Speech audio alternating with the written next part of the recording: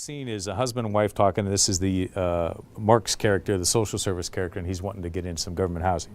Tom rubbed his forehead and pondered Ruth's stand. I never would have expected this in a million years. I thought she would be the one seeking security. He looked at Ruth, who simply sat there with an expectant look. Ruth read his thoughts. Can you really turn your back on this?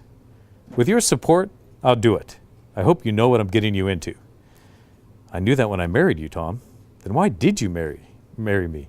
That is why I married you. Ruth smiled, among other things.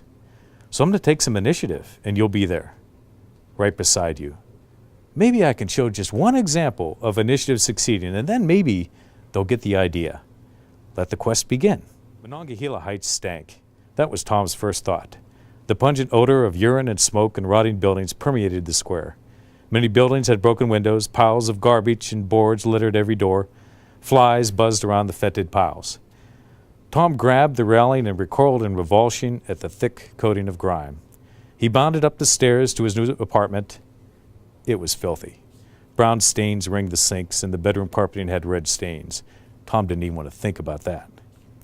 The wall's original color was obscured by graffiti. What in the hell did I get us into? Despair tinged his soul. He walked to the window and peered out. He wiped a thick coat of dust from the window and looked at the square, his square. What am I doing here? Tom thought. I could not change a single individual in 7 years of government service, and yet here I stand, facing a task affecting 100? This is a task that needs a far greater man than I. Tom sighed and stepped back from the window, and a conversation from the past came back to him. We had nothing, but took what we did have and made the best of it. We took care of each other. I don't get it. You kids are so concerned about how you look, how you can impress each other. You know nothing about nothing. You're too concerned with flash and dash, not worried about substance. Authentic. That's what one must be in order to live the good life. Authentic. We should meet our unchosen challenges as completely as we can, and most importantly, we should seek out those challenges that are the greatest we can find. Challenges that ask for our best efforts. Challenges that ask for our best efforts. Tom looked out the window again. He absorbed the squalor, the stench, and the promise of danger.